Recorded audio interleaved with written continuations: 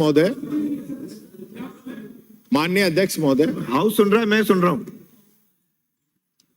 वैसे माननीय अध्यक्ष जी, ये परिपाटी नहीं रही, कम से कम शून्यकाल में तो सारे मंत्री यहाँ उपस्थित रहे। जिस विषय को माननीय सदस्य उठाते हैं तो कम से कम उसका मंत्री यहाँ मौजूद तो रहना चाहिए। मैं एक विशेष आपका ध्यान आकर्षण करना चाहूंगा माननीय अध्यक्ष महोदय कि जब 22 तारीख को एक तरफ बीजेपी सब जगह भगवान राम का नाम ले रही थी और उसी दिन प्रदेश के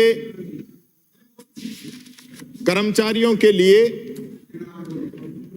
न्यू पेंशन स्कीम का एक कृषि विभाग का ऑर्डर निकलता है, जिसके अंदर ये कहा जाता है कि इस विभाग से जो रसायन अधिकारी जो चयनित हुए हैं, जिनकी नियुक्ति हुई है, उनको नई पेंशन स्कीम के तहत पेंशन दी जाएगी। माननीय अध्यक्ष महोदय, ये तो ऐसा नजर आता है कि जैसे मुंह में राम और बगल में छुरी। और आप लोगों के द्वारा जो पूरे प्रदेश में चल रहा है कि दिल्ली से पर्ची आएगी, तो ये पर्ची प्रदेश के लाखों कर्मचारियों के हितों पे कुठाराघात करने की आ चुकी है। और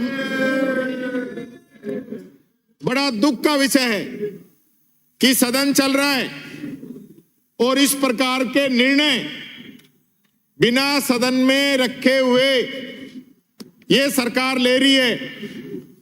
ये सरासर इस विधानसभा का अपमान है। यहां जो सदन के माननीय सदस्य हैं, इनके विशेषाधिकारों का हनन है। इस प्रकार से आप कोई भी नई स्कीम लागू नहीं कर सकते। अपनी जगह से बोलेंगे। लेकिन बड़ी विडंबना है, ऐसे ऑर्डर भी निकल जाते हैं और उसके बाद वही बोल रहे ऑर्डर वापस भी कर लिए जाते हैं। बड़ी असमंजस की सी स्थिति है। पर्ची सरकार तो सुनी थी, अब ये ढीली सरकार भी आ रही है। अध्यक्ष जी, अध्यक्ष जी, आप मेरी 1 मिनट और मैं बोलना चाहूंगा। 1 मिनट बोल लीजिए। मैं चाहता हूं कि हमारी गहलोत सरकार के द्वारा जो ओपीएस लागू की गई, जिसका पूरे प्रदेश के अंदर उसका समर्थन हुआ, और देश के अंदर जो हमारी सरकार बनी, कर्नाटक के अंदर, हिमाचल के अंदर, वहां पे ओपीएस लागू की गई। और आज पूरे प्रदेश की कर्मचारी वर्ग ये जानना चाहते हैं कि सरकार की मंशा क्या है। ये ओपीएस लागू करेंगे या एनपीएस लागू करेंगे, इस चीज को क्लियर ये बताएं। क्योंकि कर्मचारियों को ये भय है कि ये सरकार, क्योंकि टाइपिंग तो कर रखी है, एक ऑर्डर टाइप होके आ भी चुका है, ये सरकार इस प्लान के तहत है कि जैसे ही लोकसभा का चुनाव निकले और ये एनपीएस जारी करेंगे, तो माननीय अध्यक्ष महोदय, मैं चाहता हूं सरकार इस पे अपना रुख स्पष्ट करे कि एनपीएस लागू करेंगे या ओपीएस रखेंगे। माननीय सदन की मेज पर रखे जाने वाले पत्र आदि अधिसूचनाएं श्रीमती दिया कुमारी, श्रीमती दिया